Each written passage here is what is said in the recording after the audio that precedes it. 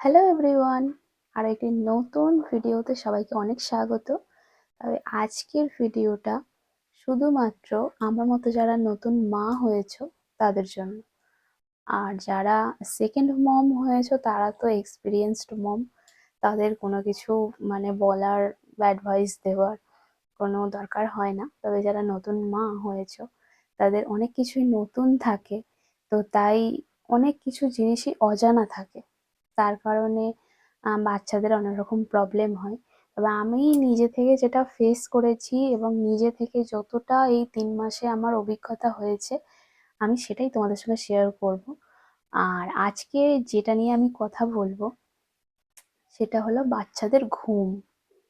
আমরা নতুন মারা বাচ্চাদের ঘুম নিয়ে ভীষণ চিন্তিত হয়ে থাকি। মানে অনেক মারা বলে যে আমার বাচ্চা দিনে ঘুমায়, রাতে জেগে থাকে।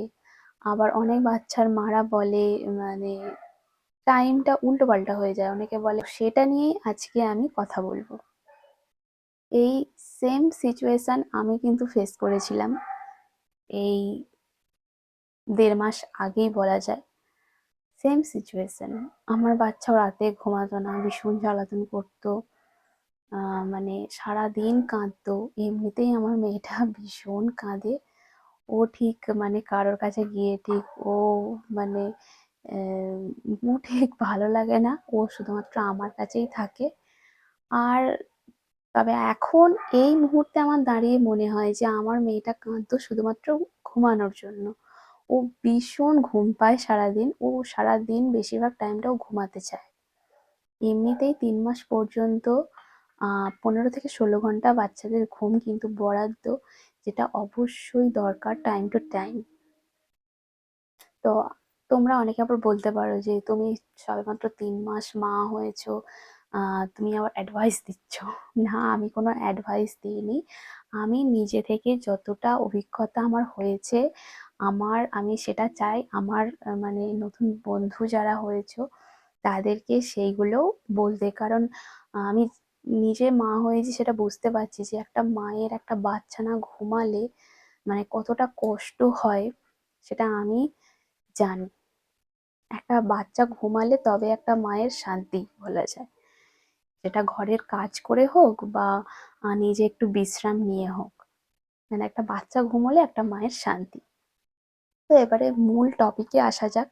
প্রথমে আমি বলবো যে বাচ্চা বলে, অনেকে বলে দিনে ঘুমায় রাতে জাগে।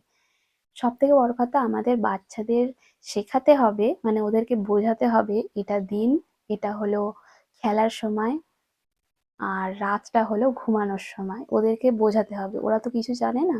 ওরা এই পৃথিবীতে এসেছে আমাদের থেকেই শেখার জন্য। তো ওদেরকে বোঝাতে হবে, সেটা কি করে বোঝাবো সেটাও বলে দিচ্ছি।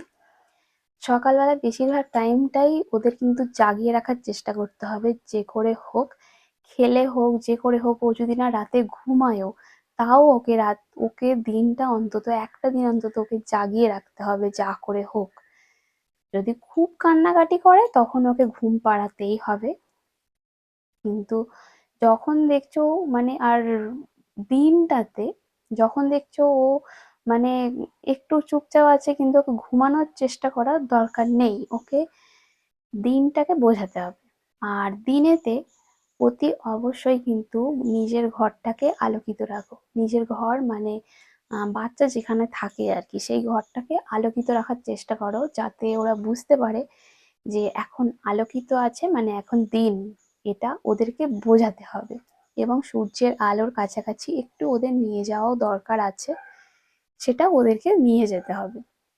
আর রাতে একেবারে তোমরা যখন অনেকে 9টায় ঘুমাও, অনেকে আবার আছে 10টায় ঘুমাও। যেমন আমরা ঘুমাতে চাই 11টা, কিন্তু আমি আমার গুড়িয়াকে ঘুম পাড়িয়ে দিই 9:30 নাগাদ। মাঝখানে মাঝখানে অবশ্যই ওঠে, কিন্তু ওকে ওকে ফিড আবার করিয়ে আবার ওকে ঘুম পাড়িয়ে দিই। এটাই আমাদেরকে করতে হবে। তোমরা যখন ঘুমাচ্ছ, তোমরা এমনি বাচ্চাদেরকে বলে যে 8:30 থেকে 9টার মধ্যে ওদের ঘুম পাড়িয়ে দেওয়ার চেষ্টা করতে হয়। সেটা না ঘুমালে কিছু করার নেই, তবে 8:30 থেকে 9টা পর্যন্ত 8:30 থেকে 9টার মধ্যে বা 9টা থেকে 9:30টার মধ্যে বাচ্চাকে একেবারে যেন ও ঘুমিয়ে পড়ে। ওকে এইভাবেই ওকে নাইট রুটিনটা একটা সেট করতে হবে। আর যখন ও ঘুমানোর টাইম, তখন কিন্তু অতি অবশ্যই ঘরের লাইটটা অফ রাখতে হবে। সেটা ওকে বোঝাতে হবে এখন অন্ধকার, তার মানে এখন রাত, এখন হলো ঘুমানোর টাইম। ওকে এটা বোঝাতে হবে। তুমি যদি তখন তোমার সুবিধার জন্য তুমি যদি লাইট জ্বেলে রাখো, বা তুমি যেন তোমার কোনো কাজ করছো তুমি লাইট জ্বেলে আছো, না, একদম নয়। কাজ পরের দিন করবে, লাইট অফ। একটা আমার ঘরে জিরো লাইট আছে, তো সেই জিরো লাইটের দিকে ও তাকিয়ে থাকে, মানে ও ওটা বুঝতে পারে যে ওই লাইটটা জ্বললে এখন রাত। এটাই বাচ্চাদেরকে বোঝাতে হবে। তো দিনে ঘুমায়, রাতে ঘুমায় না, এটার টপিকটা গেল। এবার আমি, অনেক বেবিরা আবার আছে ঘুম পেলেও ঘুমাবে না হারগিস, খুব কাঁদে, যেমন আমার গড়িয়ে ভীষণ কান্নাকাটি করে, ওকে ঘুম পাড়ানো ভীষণ কঠিন। আর এরকম কিন্তু অনেক বেবিরাই আছে, মানে হাজার চেষ্টা করেও ঘুম পাড়াতে তুমি পারবে না, কিন্তু ওর চোখে ভীষণ ঘুম আছে, তাও কিন্তু ঘুম পাড়ানো যাবে না।